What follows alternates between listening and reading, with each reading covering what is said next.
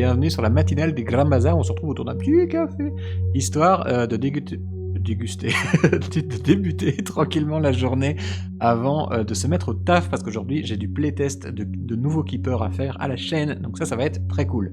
Aujourd'hui c'est vraiment en gros, des news en pagaille. Je vais vous parler un peu de plein de choses, parce que j'ai plein de petites choses à dire, pas de quoi en faire des vidéos séparées à chaque fois, donc je préfère tout regrouper dans celle-ci. On va commencer avec la meilleure nouvelle, et puis on va petit à petit descendre vers les enfers. Non, il y a une moins bonne nouvelle, mais qui, quand même, c'est pour le mieux. Donc, la première nouvelle, c'est que Nexus Keeper, il y a vraiment une traction de ouf qui est en train de s'opérer. Là, le bouche à oreille est en train de répandre le jeu un petit peu partout. Il y a apparemment des gens qui l'ont pris au Festival de Cannes et qui jouaient, et que du coup, d'autres personnes ont découvert le jeu via ça. Merci de ouf à ceux qui prennent le temps de prendre Nexus Keeper sur des salons et de faire, de vraiment donner un gros coup de main au niveau de la com à ce niveau-là. Le projet est encore tellement petit que des coups de main comme ça défonce de ouf. Donc si jamais vous arrivez sur cette vidéo, merci. Et j'ai vraiment des messages de gens même à l'autre bout du monde. J'ai ce matin un message de quelqu'un en Australie qui me demande si c'était bientôt traduit parce qu'il était intéressé par le jeu. Donc c'est vraiment en train de se répandre de ouf. J'ai des boutiques qui me contactent. Au début, c'était vraiment juste les boutiques qui venaient me voir sur les salons. C'était les boutiques qui avaient un stand qui venaient voir c'est quoi ce bordel. Et maintenant, j'ai même des gens qui m'envoient des messages pour me demander si je vais distribuer dans les boutiques. C'est vraiment toujours l'objectif. Hein. J'essaye de passer à la production plastique le plus vite possible, mais forcément, en discutant avec les professionnels du milieu, ça veut dire que les professionnels du milieu, ils ont souvent un planning de ouf, et que je suis souvent dans des périodes d'attente de réponse.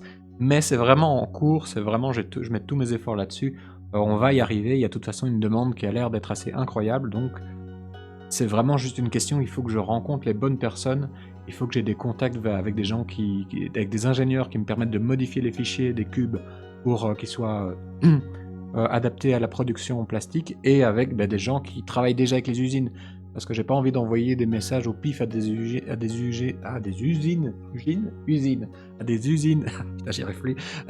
en Chine ou en Pologne ou en Espagne, et sans aucune expérience préalable, je vais d'office me viander, donc je préfère pas faire ça. Mais bref, c'est ultra cool, Nexus Keeper est vraiment en train de prendre son envol, et le but de Nexus Keeper, c'est vraiment d'être un pilier, une base saine pour ma société, d'avoir un revenu assez conséquent et assez constant. Et pourquoi j'ai besoin d'un revenu vraiment assez conséquent? C'est parce que vraiment mon objectif, c'est de faire d'autres projets qui vont avoir aucun but lucratif, qui vont même perdre de l'argent. Mon gros rêve ultime, ce serait d'acheter genre une ferme fortifiée ou un petit château ou un truc comme ça, et de faire le GN, donc le jeu de rôle grandeur nature le plus dingue du monde.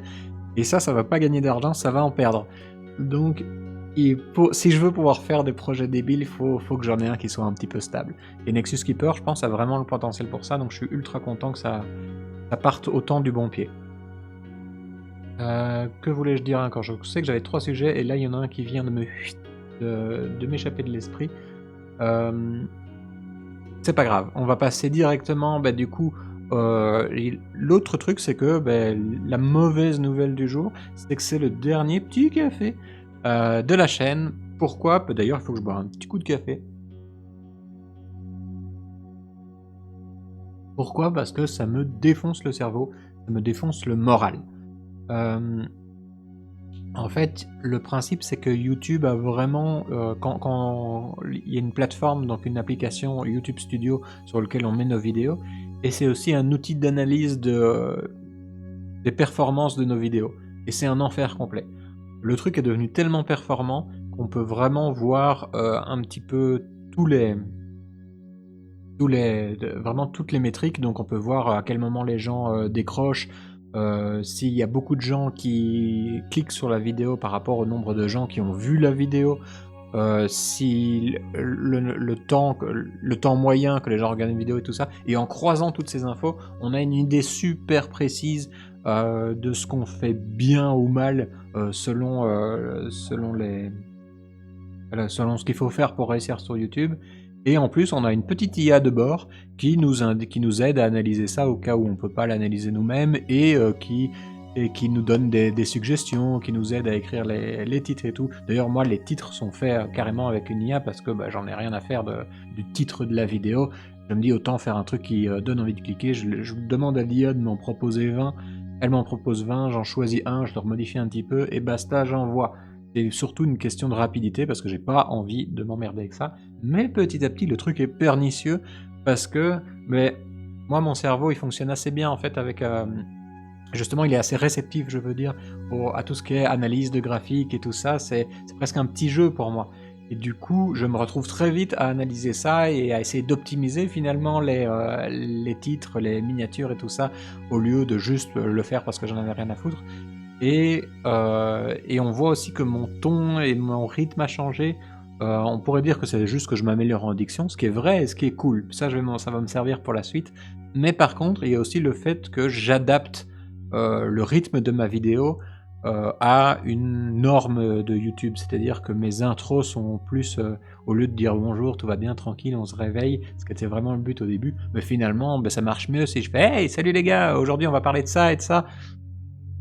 Et vraiment c'est comme ça que ça fonctionne, il faut que les gens ils accrochent au tout début et du coup il faut être très percutant dans les premières secondes sinon les gens décrochent, et en plus quand tu le fais, tu vois que ça marche, tu vois que les gens, tu en perds moins et donc ça te récompense quelque part d'avoir fait ce changement, mais il y a une autre partie de mon cerveau qui suranalyse un petit peu tout et qui trouve que c'est vraiment pas ouf parce que on est tous, en tant que créateurs de contenu, du coup on rentre dans un moule qui nous ressemble pas forcément, on s'adapte à une espèce de demande à laquelle on n'a pas besoin de s'adapter si on n'a pas envie, et surtout ce qui moi me fait arrêter ce petit format, c'est qu'il y a un truc que j'ai remarqué, c'est que j'ai des pics de joie et d'enthousiasme très forts quand une vidéo marche très très bien, et puis j'ai des pics, comment on dit, des puits, je sais pas, des creux, vraiment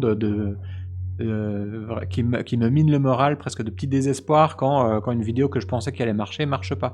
Et en fait, on alterne comme ça des forts pics d'enthousiasme, et puis des longues périodes d'attente, et puis des pics de joie, et puis des longues périodes d'attente. Et c'est comme ça que fonctionne l'addiction. Et du coup, ça, je le repère très très vite, ce genre de choses chez moi, parce que ça marche trop bien sur mon cerveau. Je suis très très réceptif à tout ce genre de choses. Et j'essaye de garder toute addiction le plus loin possible, parce que justement, ça marche trop bien sur moi. Donc je le repère très vite, et je le vois maintenant quand je vois que j'ai des coups de mou pendant une semaine parce qu'il y a 2-3 vidéos qui marchent moins bien, et puis tout d'un coup que j'ai une grosse journée enthousiaste parce que j'ai plein de commentaires, j'ai une vidéo qui a décollé, on sait pas pour quelle raison. Et voilà, en fait je me rends compte que les créateurs de contenu sont vraiment des clients auprès d'un dealer qui est YouTube, plutôt que des créatifs.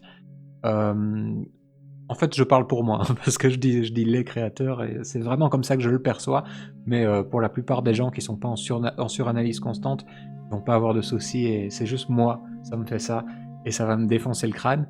Et du coup, je préfère passer dans un autre mood, et l'autre mood, c'est le petit jeu YouTube, sur YouTube qu'on va développer.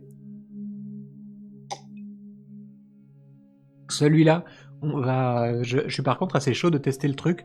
À nouveau, si je vois que ça me fait le même effet, je le dirai et je vais mettre le holà assez rapidement. Mais je pense que là, comme je me mets pas moi en scène, et je suis en train plutôt d'essayer de vous faire jouer vous, et que je sais que c'est vraiment un truc qui moi me fait kiffer de faire jouer les gens, je pense que ça va m'éclater. Et du coup, je vais passer à une vidéo par semaine qui sera beaucoup plus sain pour mon esprit que 3 vidéos par semaine qui étaient complètement débiles. Et je vais faire uniquement ce jeu. Et à la fin de chaque épisode du jeu, je peux, si j'ai besoin de donner une petite news, je peux tout à fait le faire dans l'épisode. Donc je pense que ce sera beaucoup mieux de se lancer là-dessus. Si le jeu ne marche pas et que la chaîne ne décolle pas, c'est pas grave. Vu que de toute façon, moi, YouTube, ça me défonce le crâne et que ça me plaît pas, j'ai pas du tout d'objectif que cette expérience réussisse et qu'on devienne une grosse chaîne avec ce jeu. Si c'est juste un petit jeu qui fait jouer quelques personnes, c'est fun. Si on perd la partie, c'est fun quand même. C'est pas grave. On fait un test, quoi. On fait vraiment de l'expérimentation, et ça me plaît. Et comme ça, j'ai pas besoin du tout de regarder les résultats des vidéos, si elle a bien performé ou pas, parce que le seul résultat que je vais regarder, c'est le résultat du jeu. Est-ce que les gens ont réussi à construire des bâtiments? Est-ce qu'ils se sont amusés? Ce genre de trucs. Donc ça me distance complètement de tout ce que j'aime pas dans YouTube, et je pense que ça va être ultra cool. Donc on va se retrouver, je vais faire une toute petite pause de 1 semaine ou 2, histoire premièrement de me réaérer un petit peu le cerveau parce que je me le suis vraiment un peu cramé, et deuxièmement, parce que je vais essayer de trouver, pour le coup, un petit illustrateur pour, m'accompagner là-dessus, histoire de remplacer les illustrations, de créer les illustrations de bâtiments et tout ça, et j'aimerais bien que cet illustrateur, ce soit un illustrateur qui soit plus amateur. Comme je travaille avec beaucoup d'illustrateurs pros, mais j'ai envie aussi, je trouve que là, comme on n'a pas de prérequis de faire des trucs, pour les éditer, donc que ça ait une qualité de ouf, euh, je peux tout à fait soutenir des illustrateurs qui débutent ou qui sont juste pas dans le circuit professionnel et qui font ça de temps en temps. Il y a des illustrateurs de ouf qui font juste ça pour le plaisir et qui ont pas spécialement d'envie de commercialiser leur art ou un truc dans le genre, qui ont un autre boulot. Et vraiment, voilà, j'ai essayé de trouver quelqu'un. J'ai même des pistes, j'ai des anciens potes qui se débrouillent assez bien en illustration, donc ça pourrait tout à fait être l'occasion de leur redire un petit coucou et de voir si ça leur tente de dessiner pour ce projet. Et l'autre point positif, ça y est, c'est ça qui me manquait comme sujet, c'est que si je retire 2 épisodes par semaine et qu'on fait plus qu'une seule vidéo par semaine, ça veut dire que j'ai 2 slots de libre sur ma semaine que je peux remplacer par quelque chose, et ça veut dire que je vais enfin pouvoir poser des sessions de travail régulières sur Cloud Arbor, parce qu'honnêtement, à cause de YouTube, c'est Cloud Arbor qui en pâtissait un petit peu, et ça à nouveau, j'arrive pas trop à relancer la machine, et cette fois, je me libère 2 sessions de travail par semaine, donc ça veut dire que je me les pose vraiment, je me donne pas le choix, c'est pour Cloud Arbor, 2 fois par semaine, je vais travailler là-dessus pendant 2-3 heures, peut-être même un petit peu plus, vraiment peut-être pendant juste toute la matinée jusqu'à la bouffe de midi. Ça fait beaucoup en termes juste de temps créatif. Bref, c'est pas votre problème. Il va y avoir du Cloud Arbor qui va revenir, d'autant que normalement Valentin Zach est occupé de sculpter la dernière des figurines, donc on devrait avoir un petit lot de 3 figurines qui va sortir d'ici quelques mois à mon avis, parce que j'ai pas de mouleur pour l'instant, donc il faut que je vois s'il y a de la place chez DP Studio ou chez Valkyria, des Espagnols qui sont très bien aussi, mais qui prennent toujours un petit temps à répondre parce qu'ils ont beaucoup de demandes. Donc voilà, tout ça, ça reste au final ultra positif parce que Nexus Keeper est en train de tout défoncer. Moi, je fais tout mon possible pour passer le truc à de l'industrialisation le plus rapidement possible pour qu'on ait vraiment une base ultra saine en termes financiers et que je puisse vraiment commencer à lancer des trucs de ouf. Et en attendant, on se fait plaisir avec un petit jeu sur YouTube, et moi, je vais me reposer une petite semaine ou deux, et on se revoit bientôt. Ciao ciao, à bientôt.